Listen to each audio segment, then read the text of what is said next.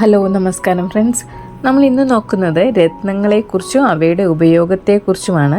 രത്നങ്ങൾ ധരിക്കുകയോ അധീനതയിൽ സൂക്ഷിക്കുകയോ ചെയ്യുന്നത് ഗുണഫലങ്ങളോ ദോഷഫലങ്ങളോ ഉണ്ടാക്കുമെന്ന് പുരാതന കാലം മുതലേ വിശ്വസിക്കുന്നുണ്ട്. നീണ്ടു നിൽക്കുന്നതും ഗൗരവമുള്ളതുമായ ചില രോഗങ്ങൾ അതിനു പറ്റിയ രത്നങ്ങൾ ധരിച്ചാൽ ഭേദപ്പെടുമെന്ന് അഭിപ്രായമുണ്ട്. ഓരോ മാസത്തിലും ജനിച്ചവർക്ക് ചില രത്നങ്ങൾ പതിവായി ധരിച്ചാൽ ജീവിത വിജയം കൈവരിക്കാനാവുമെന്ന് പറയപ്പെടുന്നുണ്ട്.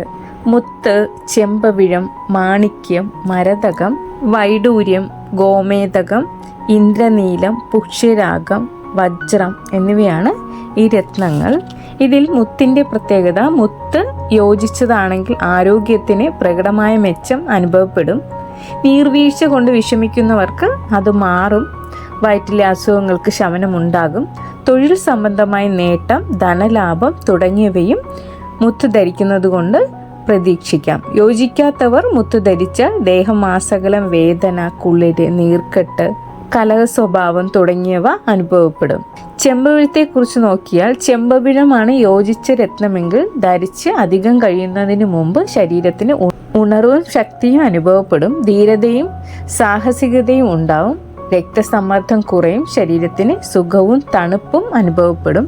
പൊരുത്തപ്പെടുന്നില്ലെങ്കിൽ കൈകാൽ കഴപ്പ്, അപകടങ്ങൾ, മുറിവ്, ചതവുകൾ തുടങ്ങിയവ ഉണ്ടാവാൻ സാധ്യതയുണ്ട്. മാണിക്യം ധരിക്കുന്ന ആളിന് യോജിക്കുമെങ്കിൽ ഇത് ധരിച്ച് അധികം കഴിയുന്നതിന് മുമ്പ് ഗവൺമെൻറ് ആനുകൂല്യം, തൊഴിൽ സംബന്ധമായ ഉയർച്ച, പൊതുപ്രവർത്തനങ്ങളിൽ അംഗീകാരം, സ്ഥാനമാന ലാഭം തുടങ്ങിയവയുണ്ടാകും.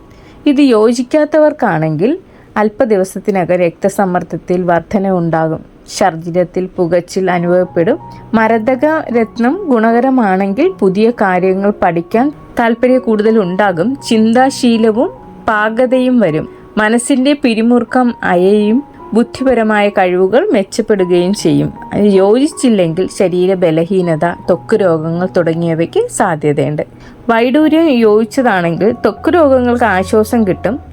രക്തസഞ്ചാരം വർദ്ധിക്കും. മനസ്വസ്ഥത അനുഭവപ്പെടും. വേദനകൾ കുറയും. നല്ല ഉറക്കവും ഉണ്ടാവും. ദോഷകരമാണെങ്കിൽ മനസ്വസ്ഥത കുറയും. മനോവിഭ്രാന്തി അനുഭവപ്പെടാനും സാധ്യതയുണ്ട്. ഗോമേതകം പൊരുത്തപ്പെടുന്നതാണെങ്കിൽ ഉദരരോഗങ്ങൾ ശമിക്കും. മനസ്സ് ഉന്മേഷഭരിതമാകുകയും ത്വക്ക് രോഗങ്ങൾക്ക് ശാന്തി ഉണ്ടാവുകയും ചെയ്യും. യോജിക്കാത്തതാണെങ്കിൽ ജന്തുക്കളിൽ നിന്ന് ഉപദ്രവം, മനസ്വസ്ഥത കുറവ്, ഏകാന്തത തുടങ്ങിയവ അനുഭവപ്പെടാൻ സാധ്യതയുണ്ട്.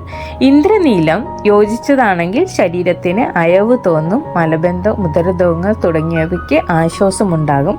അപ്രതീക്ഷിതമായ ധനലാഭം തുടങ്ങിയവ പ്രതീക്ഷിക്കാം.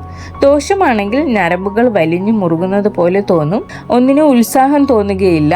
സന്ധിവേദന ഉണ്ടാകാം. പുഷ്യരാഗം അറിവ് നേടാൻ കൂടുതൽ ഉണ്ടാവുകയാണ്. പുഷ്യരാഗം പൊരുത്തപ്പെടുന്നതാണെങ്കിൽ അനുഭവപ്പെടുന്നത് ധാർമ്മിക കാര്യങ്ങളിലും ആധ്യാത്മിക കാര്യങ്ങളിലും കൂടുതൽ താല്പര്യം കാണിക്കും. ഈ രത്നം യോജിച്ചില്ലെങ്കിൽ ശബ്ദത്തിന് പതർച്ച, കഫവർദ്ധനവ്, ഉറക്കക്കുറവ് തുടങ്ങിയവ അനുഭവപ്പെടാൻ സാധ്യതയുണ്ട്.